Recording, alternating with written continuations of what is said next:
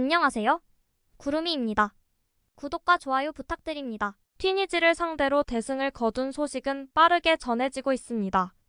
한국과의 친선 경기를 앞둔 베트남에서도 이강인과 김민재의 활약을 전하며 다음 경기에 기대감을 나타냈습니다. 앞서 한국은 지난 9월 위르겐 클린스만 신임 감독 체제에서 사우디아라비아를 1대0으로 꺾는 데 그쳤고 나머지 6경기에서는 성적이 좋지 않았습니다. 10월 13일 밤에 열린 경기에서는 스타 손흥민이 사타구니 부상으로 벤치에 앉아 있었습니다. 하지만 한국에는 아직 빛을 발할 또 다른 스타 이강인이 있었습니다. 이강인은 앞서 중국에서 열린 제19회 아시아 경기 대회에서 한국 대표팀으로 금메달을 딴 바 있습니다.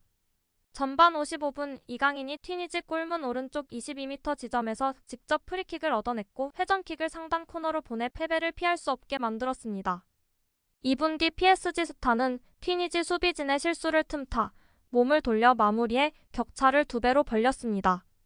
두 번의 연속 실점으로 튀니지는 사기를 잃었고 67분 이강인이 오른쪽 측면에서 코너킥을 차는 상황에서 바이에른 뮌헨의 핵심 김민재가 높이 뛰어올라 헤딩으로 마무리했습니다. 이 경기 이후 튀니지는 10월 17일 일본을 방문하게 됩니다. 같은 날 한국은 수원 월드컵 경기장에서 베트남과 맞붙습니다. 이강인은 한국에서 히트작이다. 이강인은 대포다. PSG 복귀 전 튀니지와의 친선 경기에서 활약하는 이강인. 대한민국을 위한 이강인의 대활약. 많은 헤드라인을 장식한 이강인은 10월 22일 스트라스부르와의 리그앙 9라운드 경기에서 다시 선발의 기회를 잡을 것으로 보고 있습니다. 이강인의 활약을 접한 팬들은 기대감에 부풀고 있습니다. 그가 와서 덴벨레와 같은 선수들을 떨쳐버릴 수 있기를 기대합니다.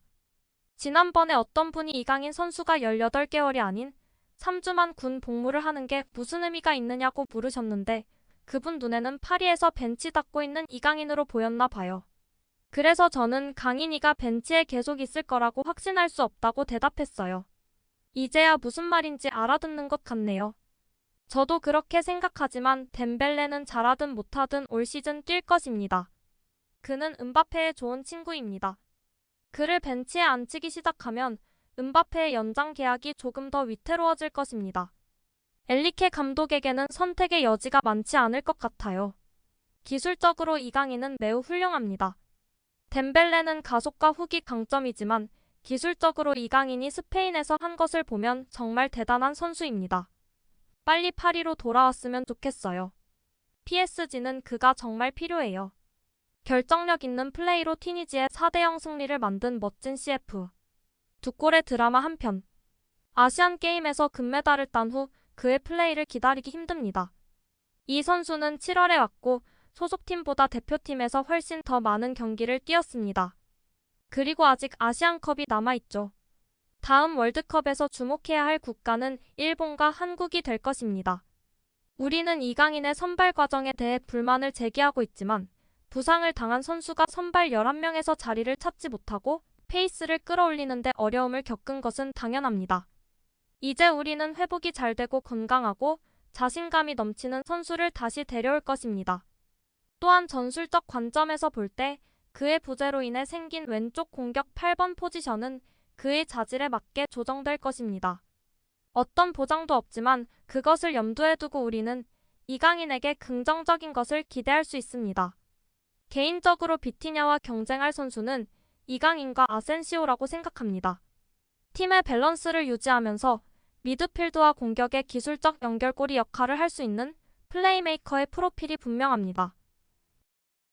김민재가 머물렀던 이탈리아에서도 김민재를 주장으로 한 한국이 튀니지를 상대로 압도적인 승리를 거뒀다고 합니다.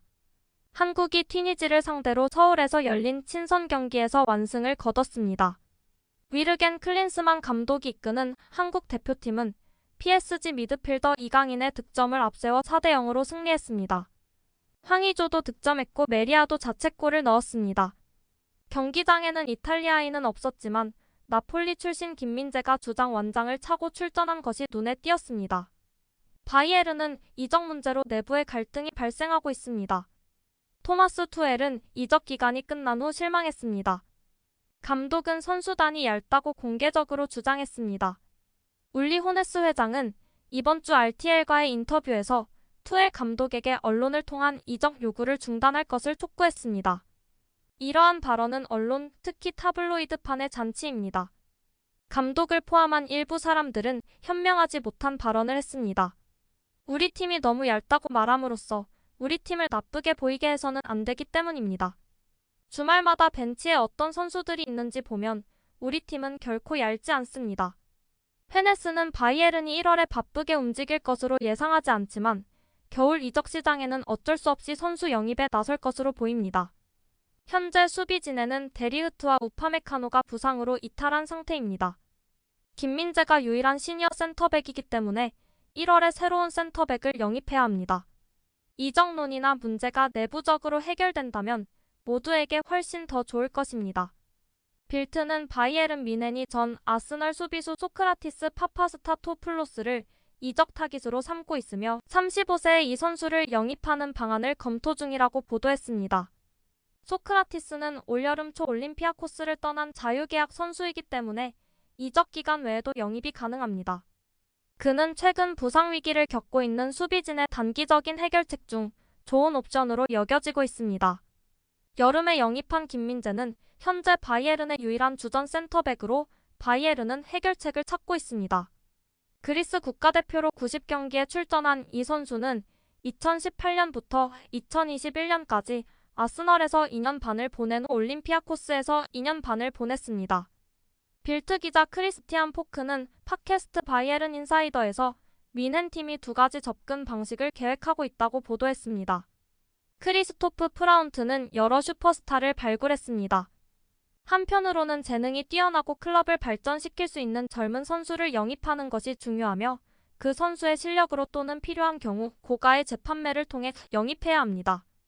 반면에 바이에른은 팀을 즉시 강화할 수 있는 노련한 프로 선수들과도 계속 계약하기를 원합니다. 이러한 전략은 바이에른의 막스 에벌에 대한 관심과도 일치합니다. 라이프치히를 떠난 후 현재 일자리를 찾지 못하고 있는 에벌은 민헨의 스포츠 디렉터 자리를 고려하고 있습니다. 엘링 홀란드, 다요트 우파메카노, 카림 아데예미와 같은 선수들을 영입한 바 있는 프라운트는 유소년 부문에 탁월한 감각을 지닌 것으로 알려져 있습니다.